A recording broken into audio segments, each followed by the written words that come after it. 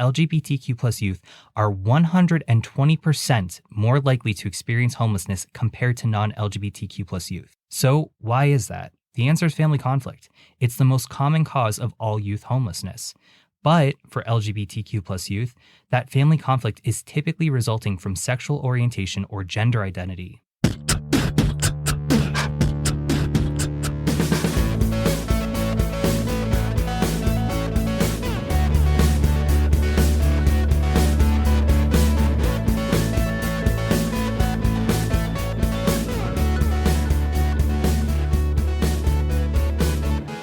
Hello, my LGBT cuties, and welcome back to another episode of A Jaded Gay.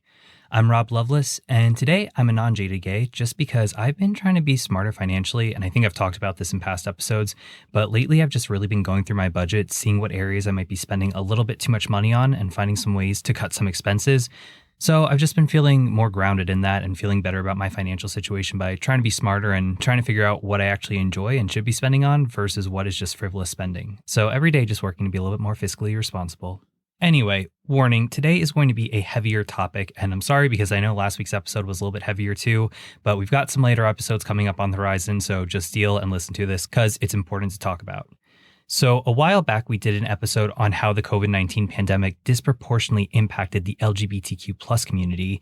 And in that episode, we touched on the topic of homelessness for LGBTQ plus people, specifically LGBTQ plus youth. And this is really sad to think about that as part of the coming out process, many have to worry if their families will reject them and if they'll be abandoned and have to fend for themselves as a result. And even beyond LGBTQ plus youth, homelessness is a big issue within the LGBTQ plus community. So we're going to talk about that today. But first, you know the drill, let's pull the tarot card.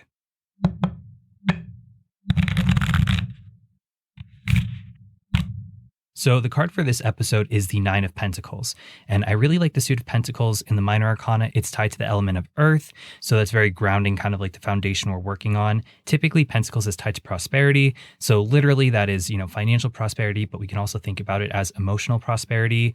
Just a very comforting card. It's really signifying that we've worked hard, we're reaping the rewards of the fruits of our labor for putting in that hard work, and it's feminine energy, so it's very reflective and meditative in nature. And in numerology, number 9 is close to the end of a cycle. We go from 1 to 10. So obviously 9, we're nearing completion of that cycle. We're almost there. So as we're nearing the completion of that cycle, we might be enjoying some solitude to really reflect on what we need to kind of cross the finish line. And when we pull this card, it's pretty reassuring. It's signifying a time of enjoyment and feeling safe. We're working hard, we're making smart decisions, and really putting in the effort to getting to that area where we feel safe and secure, whether it's financially, emotionally, surrounding ourselves with people who we feel supported by. And after putting in the hard work, we should take a step back to reflect and relax and enjoy what we've accomplished for ourselves before setting sights on the next goal. And for the more literal sense of the card, this energy is really reflecting that we generally need to use our wealth for the benefit of others. And again, that could be, financially, if we're feeling secure financially, maybe we can lend out some money or donate to people who may really need it. Or maybe emotionally, we're just showing support to people who can use a little bit more compassion and kindness in their lives. Or on the other end, maybe we're somebody that's receiving the generosity from people around us. We can accept whether it's financial support, emotional support, what be it. So we really need to reflect to see where we're at on that spectrum and how we can share the wealth with others, specifically those in our community who may really need it. And ultimately, though, as we've touched upon, this card really reflects a state of harmony. So wherever we're at, whether we're somebody who's in a more financially secure space where we can help others or somebody who's accepting charity from others, it's the right thing to do because it's really creating a state of harmony for all parties involved. So with that being said, let's start off with some vocabulary.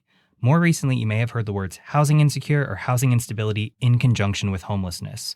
So Oxford Languages defines homelessness as the state of having no home. So I interpret that in a more literal sense of having no place to live. Meanwhile, housing insecure or housing instability refers to lacking a stable or adequate living arrangement, especially because one lives in unsafe or uncomfortable conditions or is at risk of eviction. So you can be in a state of housing insecurity or housing instability without being homeless. But regardless of the situation, this is still very traumatic. According to a New York Times article published in May last year, at any given time, roughly 500,000 people in the United States lives in homeless shelters or on the street. Meanwhile, many millions more experience housing instability and are living on the brink of homelessness. And about 1 in 14 people in the country experience homelessness at some point in their lives. And more recently, in December 2022, the Department of Housing and Urban Development calculated that 582,462 people were experiencing homelessness in the United States and its territories. And that number represented an increase of nearly 2,000 individuals over the last complete accounting of 2020, yet remains steady at 18% of the nation's population. Now, it's important to note that within that number, certain minority groups are more likely to experience homelessness. And when looking at the LGBTQ+ community, a UCLA School of Law study titled Homelessness Among LGBT Adults in the U.S. found that sexual minority adults are twice as likely as the general population to have experienced homelessness in their lifetime. Specifically, 17% of sexual minority adults have experienced homelessness at some point in their lives, compared to 6% of straight people. 71% of sexual minorities who had experienced homelessness did so for the first time as an adult, while 20% of sexual minorities experienced homelessness before the age of 18. And it's important to note, too, that within the sexual minorities community, race and gender identity are also disproportionately affected. A higher proportion of transgender people report recent homelessness than sexual minority and cisgender straight people. Specifically, 8% of transgender adults had experienced homelessness in the year prior to the study being conducted, compared to 3% of cisgender and genderqueer minorities. And 6% of African American sexual minorities experienced recent housing instability at the time the study was conducted. So we can see that the issue of homelessness affects the community disproportionately, but why? Well, in 2019, the International Journal of Environmental Research and Public Health published a study titled LGBTIQ+ Homelessness, a review of the literature, which took a look into the intersections of factors associated with both homelessness and the LGBTQ+ community. This study listed the following as proximate causes of homelessness: poverty, ethnicity and racism, substance abuse, and mental health. So let's break those down. Starting off, here's what the study has to say about poverty. Poverty is a structural factor that is intimately linked to homelessness. There is thus a strong link between poverty and experiences of homelessness. There is a weaker link between poverty and LGBTIQ+ identities. This relationship is nuanced. Different demographics within the LGBTIQ+ community have varying experience of poverty. White lesbian women are likely to be high earners, while white gay men and gay and lesbian people of color are more likely to be lower earners. Poverty is also connected to the other issues within the proximate causes of homelessness grouping. It is both a driver and a consequence of addiction and/or mental health issues. Poverty directly influences how people experience homelessness. And when it comes to earners, I think that ties back to our episode on the LGBTQ+ wage gap and how, on average, members of the LGBTQ+ community earn less than their straight peers. Moving on to ethnicity and racism. The study states that racism, systematic inequality, and historical trauma mean that ethnic/racial minorities are more likely to experience homelessness in comparison to dominant ethnic groups. And for LGBTQ+ ethnic minorities, the intersection of minority identities increases the odds of adverse experiences through the greater likelihood they will also suffer from poverty and discrimination. Looking at substance abuse, this can be a proximate cause of homelessness and can actually exacerbate once someone experiences homelessness. And we talked about how the LGBTQ+ community is more likely to face addiction issues just last week. And finally, mental health. The study states that between 42 to 80% of people who are homeless experience mental health struggles. And even if we take the low end of that range, that's still almost half of people who are homeless.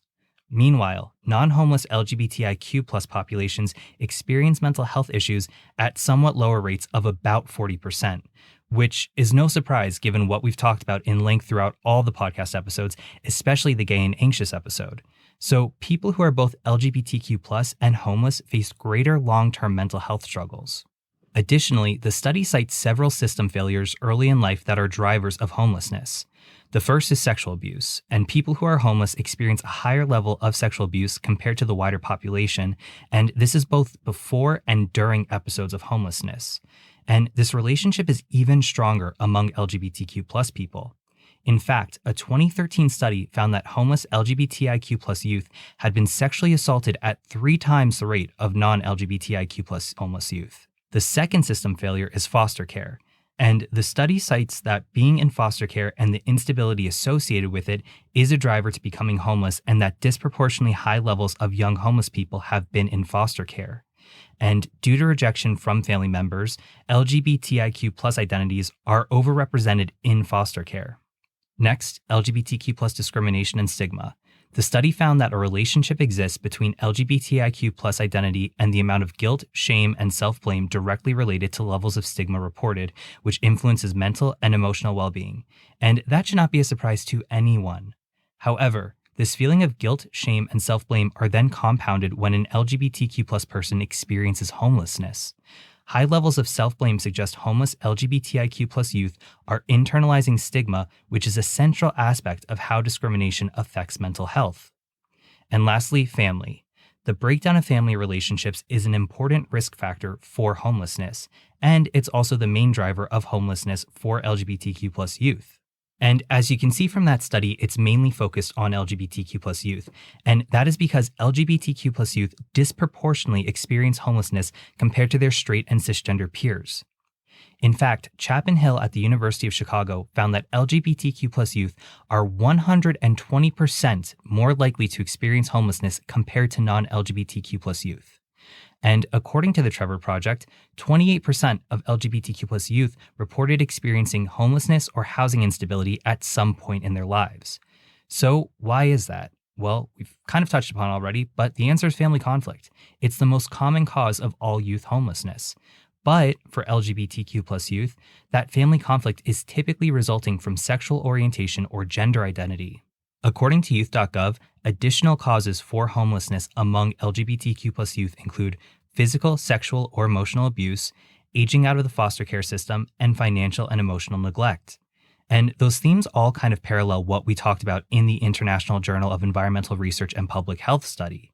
But here are some additional statistics from the Trevor Project.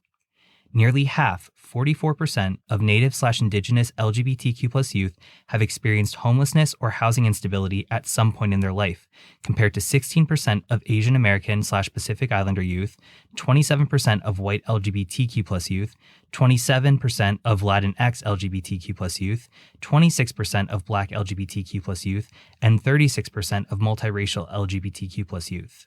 Homelessness and housing instability were reported at higher rates among transgender and non-binary youth, including 38% of transgender girls/women, 39% of transgender boys/men, and 35% of non-binary youth, compared to 23% of cisgender LGBTQ youth. 16% of LGBTQ plus youth reported that they had slept away from parents or caregivers because they ran away from home, with more than half, 55%, reporting that they ran away from home because of mistreatment or fear of mistreatment due to their LGBTQ plus identity. Meanwhile, 14% of LGBTQ plus youth reported that they had slept away from parents or caregivers because they were kicked out or abandoned, with 40% reporting that they were kicked out or abandoned due to their LGBTQ plus identity. And I'm going to read a quick excerpt from youth.gov regarding the experiences of LGBTQ plus youth who experience homelessness. In shelters while searching for housing and on the streets, LGBTQ plus youth may endure traumatic experiences such as harassment, stigmatization, and abuse from peers and shelter staff as a result of their sexual orientation and/or gender expression. LGBTQ plus youth may find it difficult to find housing and may be asked to leave shelters after revealing their sexual or gender identity. As a result of harassment and negative experiences in shelters, LGBT youth are more likely to live on the streets than their heterosexual peers and are especially vulnerable to physical and sexual exploitation. LGB youth who experience homelessness also experience high rates of conduct disorder, post-traumatic stress, and suicidal behavior. And we'll circle back to the impact that has on mental health. But before we do, let's go back to the International Journal of Environmental Research and Public Health study, which expands upon these experiences during homelessness. The study explains that LGBTQ plus people who are homeless engage in survival sex and sex work at consistently higher rates than non-LGBTIQ plus people who are homeless. Now, survival sex is defined as trading sex to meet one's survival needs, and it's often a non-cash exchange and more of a straightforward transaction that is a response to poverty and may result in economic dependence. And unsurprisingly, this is extremely risky and can result in violence and negative impacts on health. In fact, physical ill health is an issue for the entire homeless population. Here's a quote. Despite homeless people's many vulnerabilities to poor health, such as injuries, harsh weather exposure, and assault, there are numerous barriers to care, such as cost, lack of transport, and fear of judgment. This suggests homeless people can be reluctant to use health services and delay seeking help until their conditions deteriorate, increasing the risk of hospitalization. Now, there is limited data on the experiences of LGBTQ+ people who experience homelessness, but when looking at recent hospitalization rates among homeless youth who use drugs, and by recent I mean as in recent to when this study was published, researchers found that 75.9% of respondents who had been hospitalized in the past 6 months identified as LGBTIQ+. Additionally, a more specific health problem that both the LGBTQ+ community and homeless populations face is HIV. And again, this is a compounding issue, so LGBTQ+ homeless people have a disproportionately high rate of HIV infection when compared to the non-LGBTQ+ homeless population. And while there are homeless shelters in place that are meant to be places of support and refuge for homeless people, they can actually be a place of vulnerability and danger for LGBTQ+ homeless people. Despite the overrepresentation of LGBTQ+ people in homeless populations, service providers are often underprepared to work with LGBTQ+ homeless people and are unable to meet their unique needs. LGBTQ+ people going into shelters are fearful due to the danger resulting from discrimination that they are likely to face.